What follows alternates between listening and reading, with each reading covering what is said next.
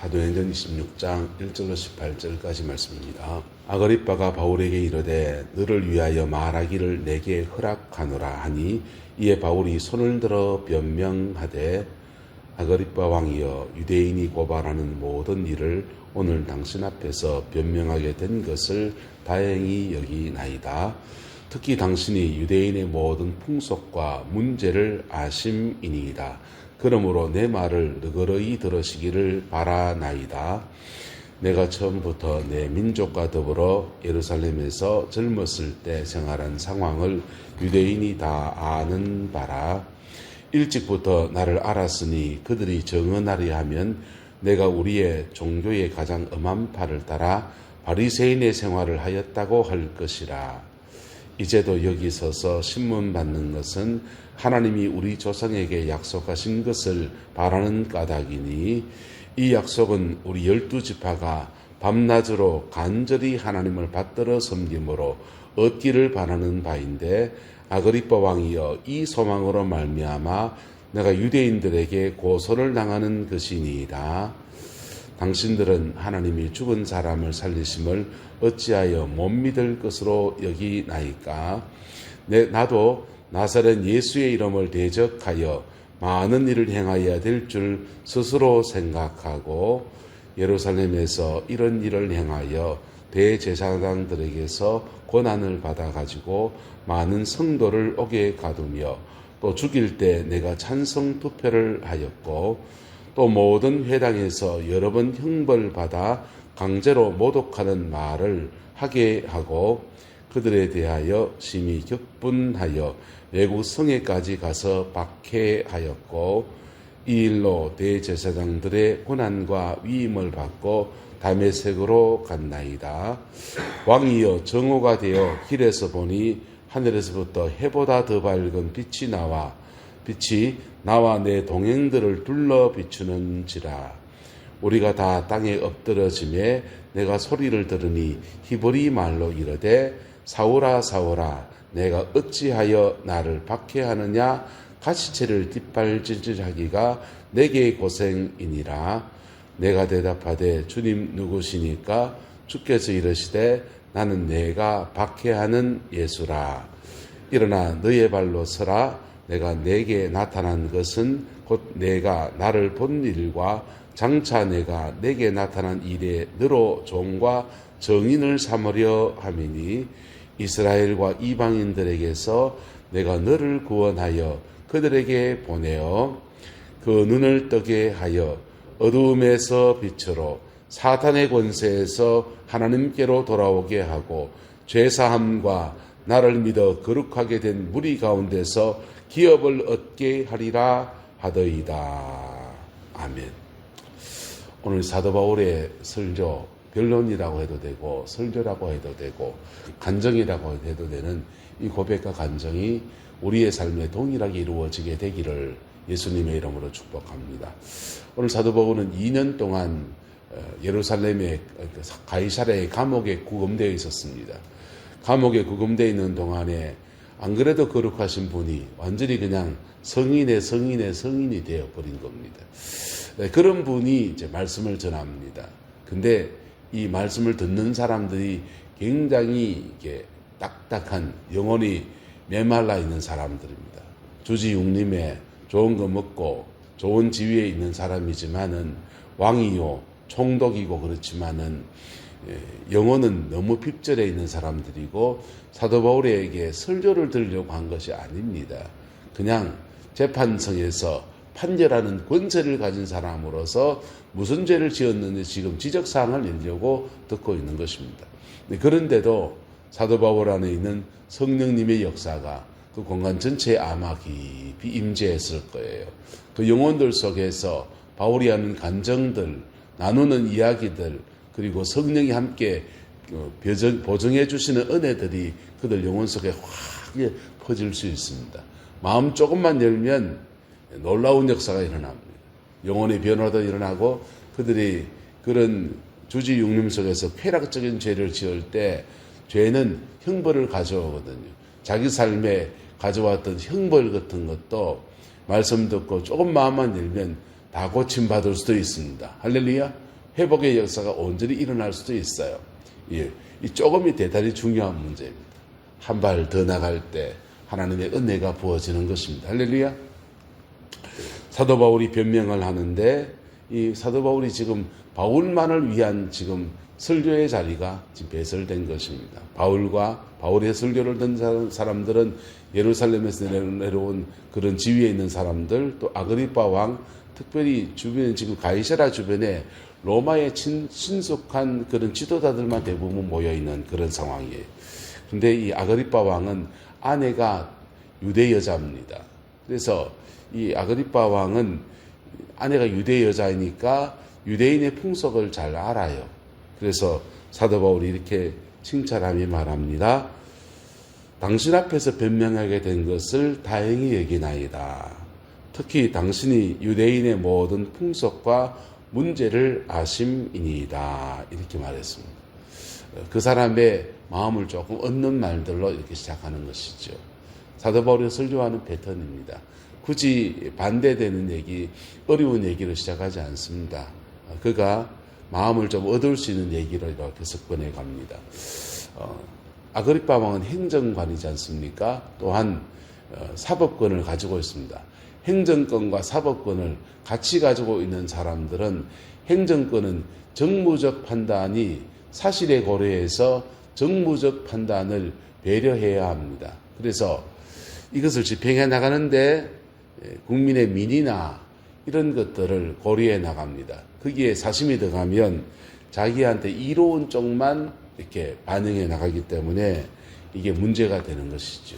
그래서 행정권은 사법권의 견제를 받아야 된다라고 하는 것이 현대 민주주의입니다. 사법권의 견제를 받아서 그 민의를 파악한다고 하면서 또 민심이 이반되지 않는 선에서 사람들을 통치해 나가는, 경영해 나가는 측면에서 펼쳐가다 보면 법 위반을 할 수 있다는 것입니다. 그리고 사심이 들어갈 수 있다는 것이죠. 그래서 사법부의 감독을, 사법부의 판결을 받아야 되는 그러한 때에 주어진다는 것입니다. 그래서 이 아그리파 왕이 행정가이면서 사법가이기 때문에 사도 바울이 불리한 말을 할 수도 있습니다. 그거 당신 말이야, 행정관이면 사법관이니까 유대인의 마음 얻으려고 별처리 하려고 내가 다 알고 있는데 말이야, 이래 말하면 마음을 못 얻는 것입니다.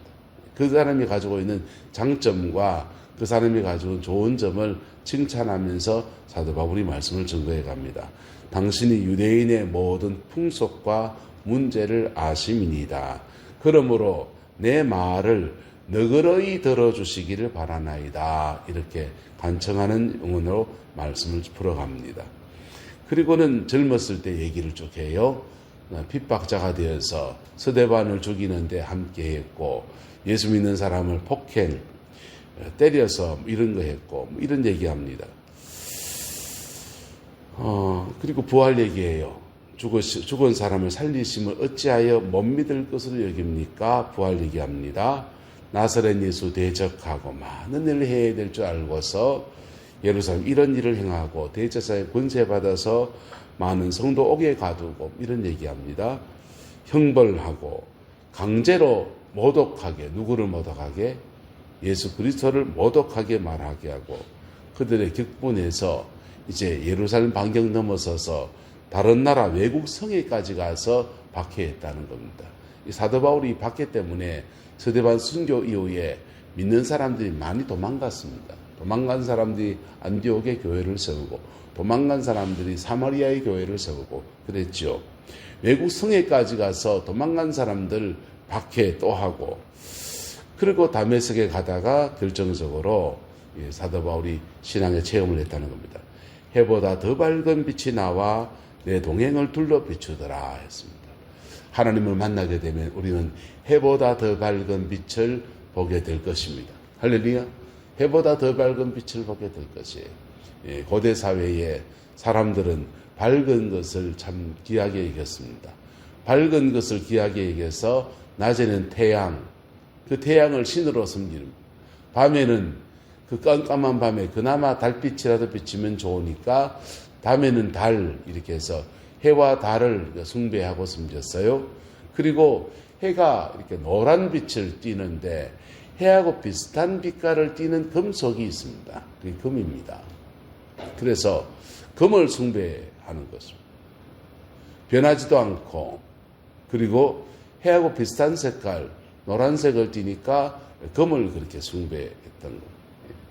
밝은 것에 대한 숭배하는데 근데 하나님을 만나게 되었더니 해보다 더 밝은 빛이라고 했습니다. 해보다 더 밝은 빛이 나와 내 동행들을 비추더라 했어요. 근데 사람들은 그 밝은 빛을 보았는데 사도 바울은 음성을 듣기를 히브리 말로 사울아 사울아 내가 어찌하여 나를 박해하느냐 가시채를 뒷발질질하기가 내게 고생이니라 이렇게 말했습니다. 여기 가시채는 말을 이렇게 달릴 때 채찍을 가지고서 뒤를 말등을 웅덩이를 때리면서 이랴 하는 그거 때리는 거 가시채입니다. 가시채를 이렇게 맞으면 빨리 달리라고 하는 겁니다. 근데 그거 맞고 뒷발길치를 막 하고 그러면은 더 맞는 거예요. 가시채를 주님이 참 묘한 표현을 씁니다. 가시채를 뒷발질질하는 것이 그다음 뭐라 합니까? 네 그러다가 죽을래 이래 하지 않으시고 그것이 누구에게 고생이다? 너에게 고생이다 라고 지금 말씀하고 있습니다. 가시채를 뒷발질질하고 너 그렇게 인생의 징계를 받는 거 있는데 마치 가시채를 뒷발질질하는 그런 모습들이 너에게 고생이 될 거다 그렇게 이야기하는 것입니다. 그 음성이 들릴 때 하나님의 영광과 함께 임재와 함께 몰려오기 때문에 그 죄인된 사람은 두려움에 확 오그라집니다. 여러분 혹시 길 가다가 귀신 들린 사람이나 정신이 완전히 이렇게 넋이 나간 사람들을 만날 때가 있습니까? 무속인을 만날 때 있습니까?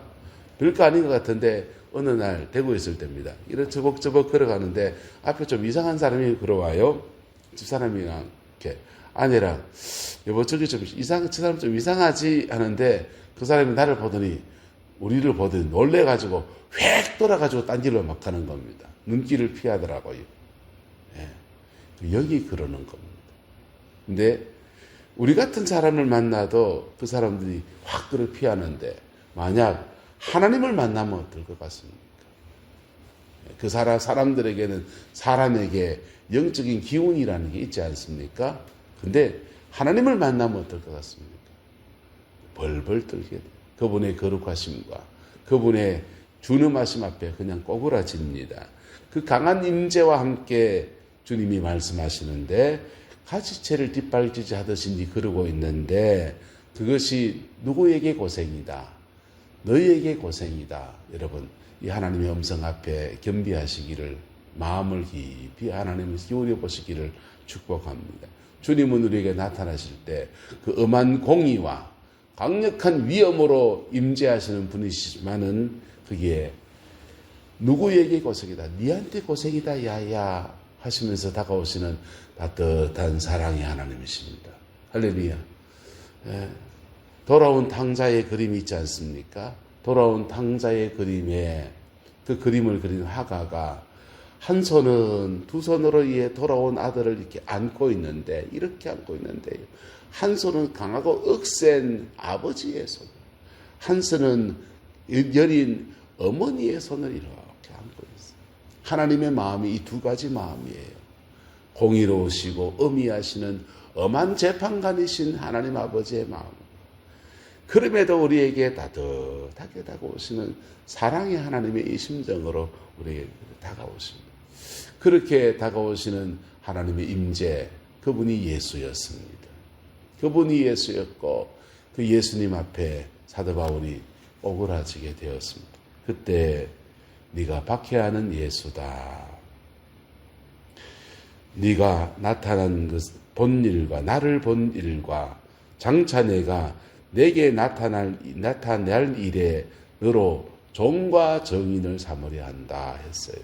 지금 네가 나를 본 것과 장차 내가 네게 나타날 일들 더 많이 나타나셨죠. 더 많이 역사하셨죠. 더 많이 깨닫게 하셨죠. 그것에 종과 뭐라고 합니까? 정인. 우리 안에 두 가지 정체성이 있습니다. 예수님의 종이고 예수님의 정인입니다. 예수님의 정인 되어질 때 그분이 함께 역사하시는 거예요. 그리고 종의 자세로 정인의 사명을 감당할 때 그게 놀라운 하나님의 은혜들이 그렇게 풀어줍니다. 주인의 자세로 정인 역할하는 분들이 들어 계십니다. 자기 안에 교만이 들어가서 그래요. 근데 종과 정인 이 두 가지 정체성이 우리 안에 있기를 예수님의 이름으로 축복합니다. 그렇게 너를 그렇게 삼으려 한다. 그리고 이스라엘과 이방인들에게서 내가 너를 구원하여 다시 그들에게 보내어서 18절입니다. 같이 읽읍시다. 시작.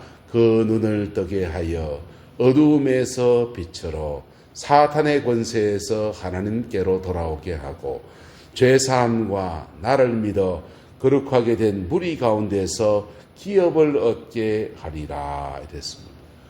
어두운 데서 무지한 데서 빛으로 알게 되는 진리를 알게 되는 은혜로 사탄에게 자기도 모르게 매여 있는 권세에 매여 있던 것에서 하나님의 은혜 아래 풀어짐의 역사로 아무리 해도 죄를 벗어날 수 없는 인간이 죄성 가운데서 예수 믿어서 거룩하게 된 무리가 되게 하는 은혜. 그리고는요 마지막에는 기업을 얻게 하려 합니다. 할렐루야. 이 은혜를 주려고 한다는 것입니다. 여러분 사람들은 여기에 몰라요. 자기가 어두움에 있는 걸 몰라요. 특별히 교만에 빠지면 더 몰라요. 자기 의를 가지면 내가 죄인인 거 잘 몰라요. 그런데 그런 사람들에게서 빛으로 사탄의 권세에서 사탄은 무슨 권세로 역사합니까? 우리의 죄 잡고 역사합니다. 우리의 상처 잡고 상처 때문에 상처 준 사람들 또는 누군지 모를 땐 불특정 다수를 향해서 분노를 표현하면서 그렇게 내 분노를 표출하면서 그렇게 사탄의 권세에 잡히게 돼요. 또는 잘못된 가치관 안에서 예수 안 믿는 사람도 나름 잘 사는 분들 계십니다. 나름 세상에서는 윤리적인 분도 계십니다. 하지만 그들의 세계관과 가치관 안에서 사탄이 마음껏 역사하고 있어요. 그래서 조상제사 하는데 그 제사를 통해서 사탄 지가 경배를 받습니다. 발집 태우게 하는데 마귀 지가 경배를 받습니다. 그냥 소원을 빌려 달한테 빌었는데 그거 하는 덕에서 마귀가 경배를 받습니다. 우리나라 민속 풍습 가운데 그 강강수월래 이런 거 있지 않습니까? 달 떴을 때 그 사람들 둘레둘레 강강수월래 이러고 심지어 탑돌이 이런 거 합니다. 탑을 빙빙빙빙 돌아요. 근데 탑을 왜 돕니까? 탑이 그냥 문화재면 도는 게 별 의미가 없어서 몰라요. 탑이 스님의 무덤이에요. 무덤주의를 돌게 하는 겁니다. 무덤주의를 돌게 하면서 그 스님이 경배했던 그 영을 임파테이션, 물려받게 되는 거예요. 이게 영적 전이의 시간들이에요. 그렇게 해서 사탄의 권세에 잡히게 하는데 사탄의 권세에 잡히면 도둑질하고 죽이고 멸망시키고 우리 인생에 안 좋은 것만 다 가져옵니다. 근데 하나님께로 돌아오면 죄사함의 은혜가 있고 나를 믿어 거룩하게 된 무리 가운데 거하면서 마지막 축복이 한번 따라합시다. 기업을 얻게 하리라. 그의 인생에 꼭 맞는 기업을 주신다는 거예요. 말 그대로 기업입니다. 그냥 우리나라의 삼성그룹이라고 하는 기업, 이런 기업 말합니다. 하늘의 나라에서 주시는 엄청난 기업을 주는데 이것이 천국에도 있고 이 땅에도 상급으로 주어집니다. 할렐루야. 이 땅에도 상급으로 주어져요. 그 기업을 언제 주시느냐? 이 어두움에서 빛으로 나오고 사탄의 권세에서 하나님께로 돌아오고 죄사함과 거룩하게 된 무리 교회 안에서 믿음 안에 이렇게 자라가는 중에 하나님이 기업을 주시는 거예요. 기업을 주는까지 여정이 광야의 여정인데 광야를 지나갈 때도 하나님은 훈련수당 주십니다. 할렐루야. 어쨌든 주님이 함께 하심 안에서 이 은혜와 축복을 지금 사도 바울이에게 하나님이 선포하셨고, 지금 이 위대한 간증을 그 모인 사람들에게, 고관대작들에게 나누고 있는 것입니다. 이것을 마음 조금 열면 그 은혜가, 그렇게 역사하신 하나님의 역사가 우리 모두의 것이 되어지는, 그들 모두의 것이 되어지는 역사가 있습니다. 마음문 하나에 달려 있습니다. 그 은혜 아래서 우리 내남자에게도 이 은혜의 방주에 들어가게 되는 은혜가 있게 되기를 예수님으로 소망하고 축복하고, 저와 여러분의 가정이 되기를 그리스도의 이름으로 축원합니다. 기도하겠습니다. 좋으신 아버지 하나님, 하나님 앞에 주를 깊이 만나게 하시고 그 안에서 하늘의 기업과 땅의 기름짐으로 응답하시는 주의 놀라운 역사가 우리의 삶에 풀어지게 하나님 주장하여 주시옵소서. 날마다 우리 인생의 걸음을 이끌어 가시는 주의 역사가 충만하기를 소망합니다. 예수님의 이름으로 축복하며 기도드리옵나이다. 아멘.